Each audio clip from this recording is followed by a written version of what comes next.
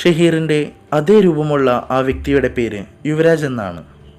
24 വർഷങ്ങൾക്ക് മുൻപ് യുവരാജാണ് ആ രണ്ടാത്മാവിനെ ആവാഹിച്ച് ബന്ധിച്ചത്.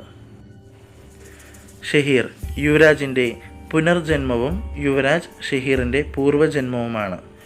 കഴിഞ്ഞ ജന്മത്തിൽ യുവരാജ് നന്മകൾ ചെയ്തതിനാൽ യുവരാജിൻ്റെ മരണത്തിന് ശേഷം ശിവഭഗവാൻ ഒരു വരം നൽകി. അതായിരുന്നു ദുഷ്ടശക്തികളെ ആവാഹിച്ച് ബന്ധിക്കാൻ. അങ്ങനെയാണ് യുവരാജ് 24 വർഷങ്ങൾക്ക് മുൻപ് ആ രണ്ട് ആത്മാവിനെ ബന്ധിച്ചത്. ആ രണ്ട് ആത്മാക്കൾ അച്ചുവിനെ ഇല്ലാതാക്കുന്നതിന് കാരണമെന്തെന്നാൽ 24 വർഷങ്ങൾക്ക് മുൻപ് വന്ന ആ ബിസിനസ്മാൻ ഇവൻ്റെ അച്ഛനാണ്. അതുകൊണ്ടാണ് ഈ രണ്ട് ആത്മാക്കൾ അച്ചുവിനെ കൊല്ലാൻ ശ്രമിക്കുന്നത്. യുവരാജ് പറഞ്ഞതുകൊണ്ട് സ്വാമി കുറച്ച് ഭസ്മം ഷഹീറിന് കൊടുത്തു. ലയ സ്വാമി പറഞ്ഞതെല്ലാം ചെയ്തു. തൽക്കാലം ആ ആത്മാവിൽ നിന്നും രക്ഷപ്പെടുവാൻ വേണ്ടി. അതുകൊണ്ട് അച്ചുവിൻ്റെ മുറിയുടെ മുൻപിൽ ഈ ഭസ്മമിട്ടു. കുറച്ചു കഴിഞ്ഞപ്പോൾ ഷഹീറും ലയയും അച്ചുവിൻ്റെ മുറിയിൽ പോയി. അവനിക്ക് വേണ്ടതെല്ലാം ചെയ്തു കൊടുത്തു. ഇവർ 3 പേരും സംസാരിച്ചു കൊണ്ടിരിക്കുന്ന സമയത്ത് ഫിമ അച്ചുവിൻ്റെ മുറിയിലേക്ക് കയറാൻ ശ്രമിച്ചു. പക്ഷേ ഭസ്മമുള്ളതുകൊണ്ട് ഉള്ളിലേക്ക് പ്രവേശിക്കാൻ കഴിഞ്ഞില്ല.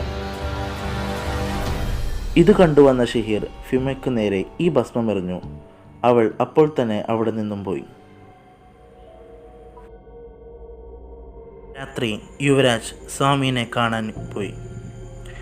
യുവരാജിന് ഒരു വിശേഷ പൂജ ചെയ്യാനുണ്ട്.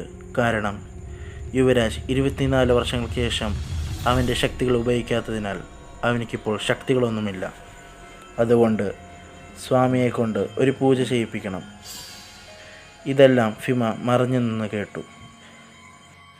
അന്ന് രാത്രി ഫിമ യുവരാജിനെ തടയാൻ ശ്രമിച്ചു, പൂജയിൽ പങ്കെടുക്കാതിരിക്കാൻ. ഇതെങ്ങനെയോ സ്വാമി അറിഞ്ഞു.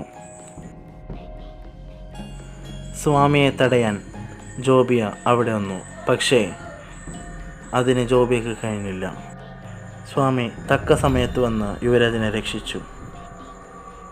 നാളെ കാണൂ, ഗ്രഹണം തീരുന്നതിന് മുൻപ് യുവരാജിന് ശക്തികൾ ലഭിക്കുമോ? കാത്തിരുന്ന് കാണൂ. പ്രതികാരം നാളെ രാത്രി 9 മണിക്ക്.